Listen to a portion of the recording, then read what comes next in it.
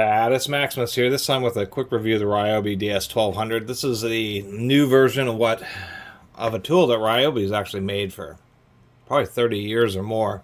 Little profile sander. These are standardized adhesive back profile sanding pads, so the Dremels and all the others will work with Ryobi. Whatever pad, the particular brand they use really has some extremely strong adhesive, but it's not tearing off the underlayment pad, which I've seen on some others where you try to peel off a pad that's been really stuck and it actually starts removing underlayment material or backing material. This one seems to be okay. These things are just simple little vibrating sanders, they're called profile or high axis sanders, just to get in the really tight areas.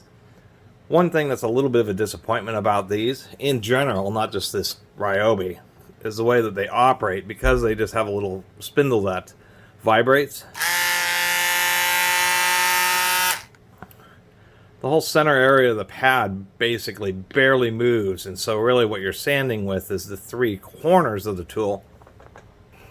So essentially you're spending money on a bunch of sanding pad and you're only actually using about half of it, because once again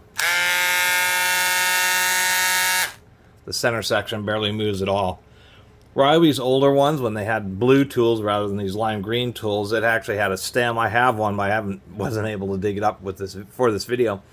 Came off the end and wobbled basically off the end of the tool, which made the front of it really vibrate a lot, but not much motion on the other two back corners. And it seems the Ryobi's tried to improve that by making the spindle go up through the center of the tool.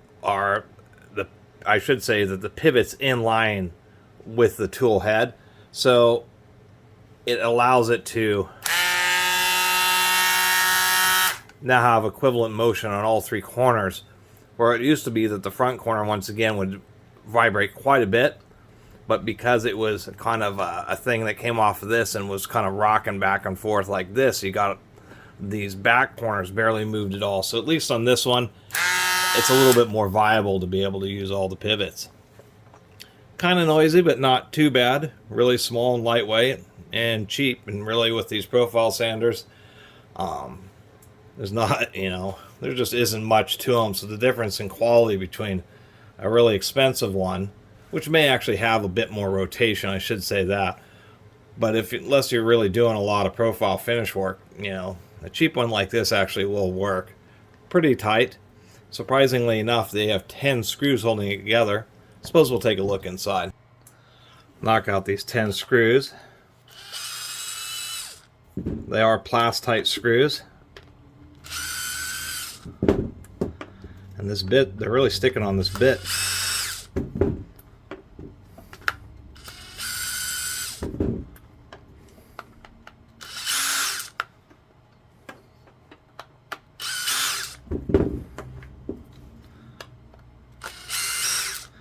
I guess being a vibrating sander, they really didn't want it to fall apart or come loose, so that's why they put in so many screws. And Plastite screws are these type of screws. They have extra deep threads. Should be pretty simple inside here.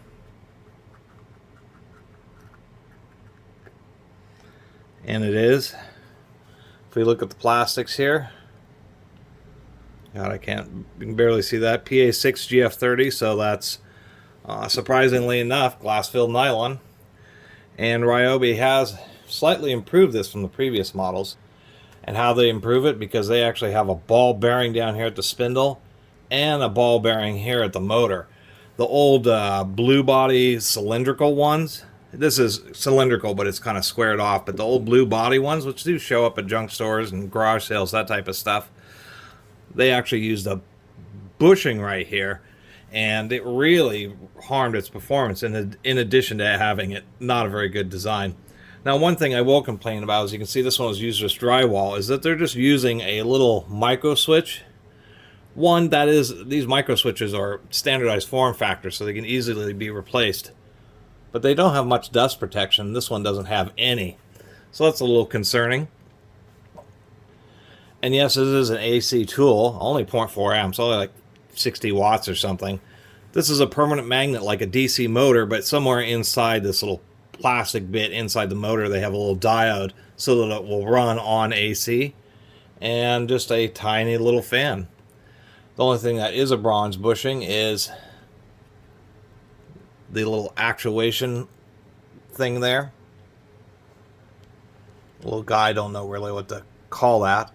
And that's the only bushing there. Anyway, this motor, it just has an offset spindle, and it just vibrates this back and forth very, very lightly.